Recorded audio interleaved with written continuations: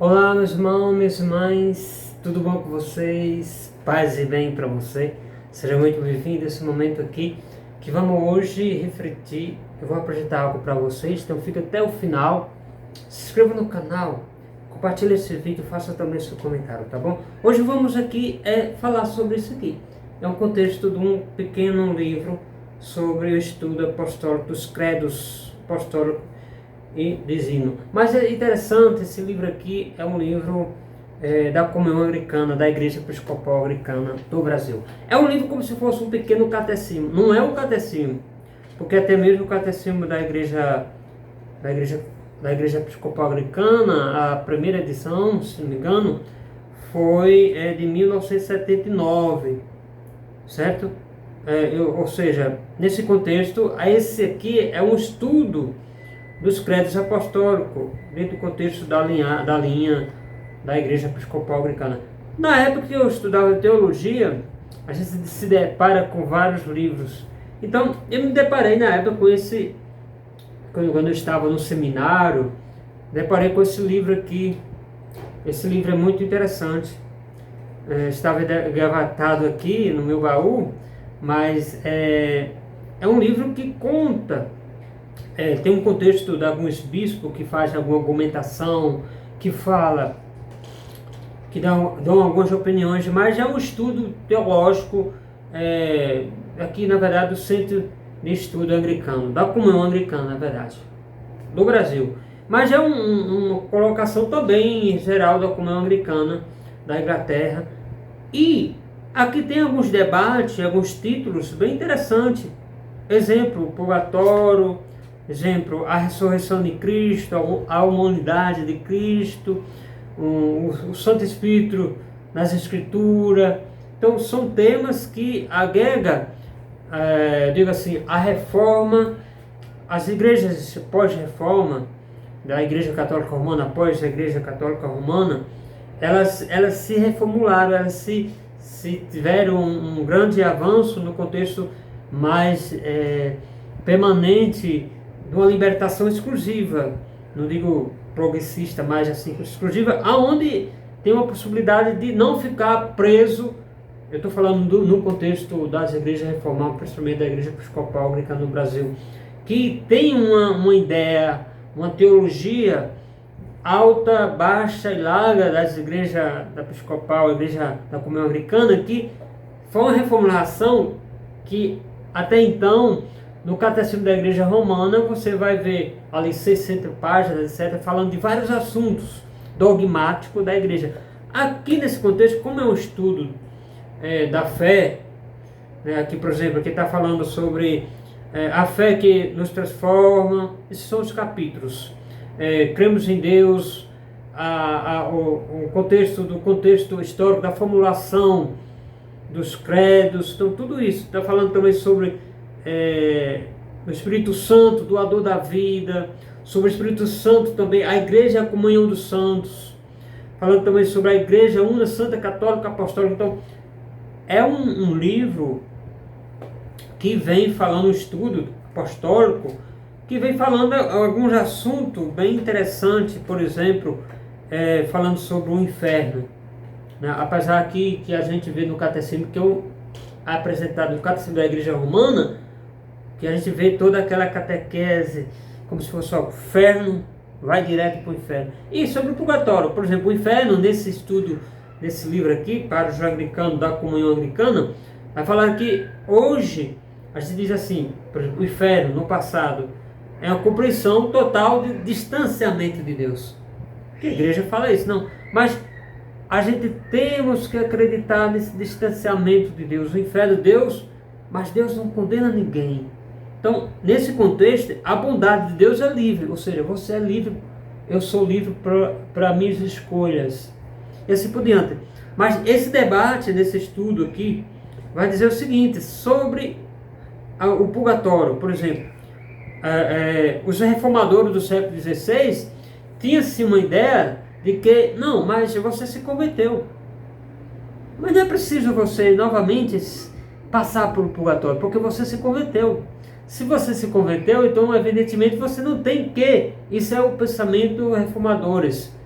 dos anos do século XVI, que é diante daquela época, o sentimento, o pensamento da população daquela época, onde o povo nascia na capela, se batizava, onde o povo ali no sítio mesmo, que era criado, né, a formulação da catequese, etc., que a Igreja Católica Romana vinha com sua catequese e formulava isso: olha, é pecado, vai para o inferno, mas onde você... Aí tinha essa evolução de dizer assim: não, mas tem uma oportunidade para você, depois do pecado, você morrer, vai para o purgatório. Então, mas para a linhagem das igrejas reformadas, após a reforma, vai falar que não, o purgatório é necessário reforços para você chegar a se salvar-se.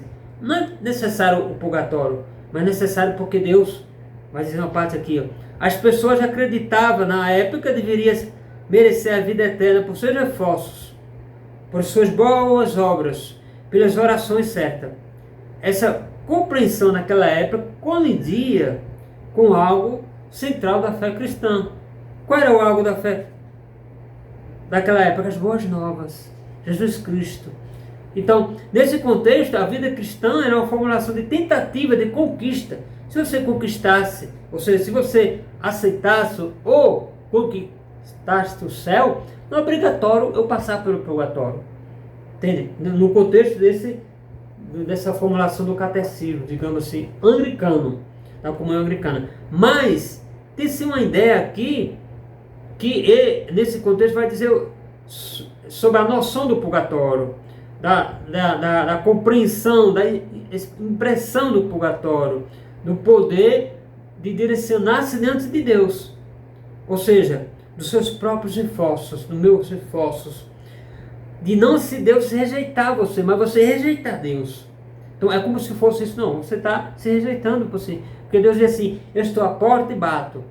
Se você abrir, eu entrarei. Então, mas aqui vai dizer assim: mas isso não significa que o conceito do purgatório deve estar totalmente rejeitado. Não, não é rejeitado para o anglicanismo, para a linhagem da comunhão anglicana. Porque, cita-se, por exemplo, a carta de São Paulo, 1 Coríntios, do capítulo 3, versículo 5, que vai dizer que Paulo vai dizer o quê? Vai dizer assim: de alguma maneira, né, de alguma outras palavras, vai dizer, para se aproximar-se esse amor de Deus, é preciso que eu, de alguma maneira, se aproxime pelo seu amor e que eu seja passado, testado pelo fogo e aprovado pelo fogo, para eu ter essa recompensa, né, para ser queimado, como se fosse queimado pelo fogo.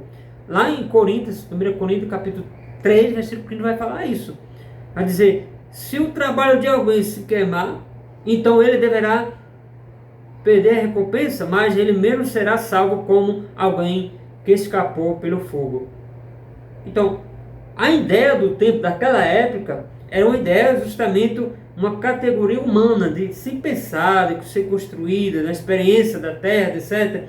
Mas os cristãos que não acreditavam, né, no contexto de Jesus Cristo, tinha essa ideia e tinha essa diferenciação: você vai passar pelo purgatório. Isso era a ideia da época do catolicismo romano, que virou-se um dogma de fé para hoje.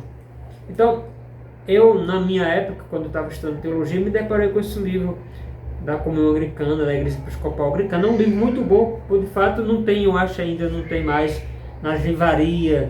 Deve ter na livraria anglicana, da comunhão anglicana, mas não sei se tem. Esse livro eu ganhei de presente na época e me fiz uma leitura filosófica nele, teológica na verdade, e é bem plausível que vem, lógico, é um estudo teológico dos credos, mas não só os credos, né? Vai falando muito, por exemplo, a salvação, vai falando sobre muitas coisas que está contido sobre a ressurreição, sobre também a Eucaristia, sobre o partir do pão, porque a Igreja Episcopal Anglicana acredita na formulação de que Jesus Cristo está presente no momento da transubstanciação, mas no momento que você come e bebe o corpo, o sangue de Cristo, ali já não se faz mais presente. Cria-se a ideia, você lembra do sacrário, onde Jesus Cristo na capela romana se coloca, a gente coloca, né, o corpo de Cristo. Eu lembrei de uma frase de São Paulo Pio, São Padre Pio, que diz assim, falando sobre o santuário: se muitas pessoas soubessem, Jesus Cristo fica no santuário, fica no sacrário 24 horas, sozinho lá, e as pessoas abandonam Jesus.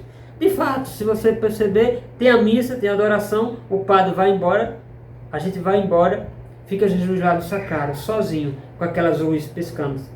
Então, por que eu estou falando isso? Porque aqui tem um contexto que fala assim, não, a gente acredita no catecismo, ou seja, nesse pequeno livro, ou no catecismo da Igreja Episcopal Anglicana, da Comunhão Anglicana, se acreditasse que Jesus só vive no momento da transformação, onde o sacerdote, o reverendo, coloca sua mão ali, transformado o corpo, o pão em corpo, e o vinho em sangue. Mas depois, se você transferir aquilo para o sacrário, não é mais.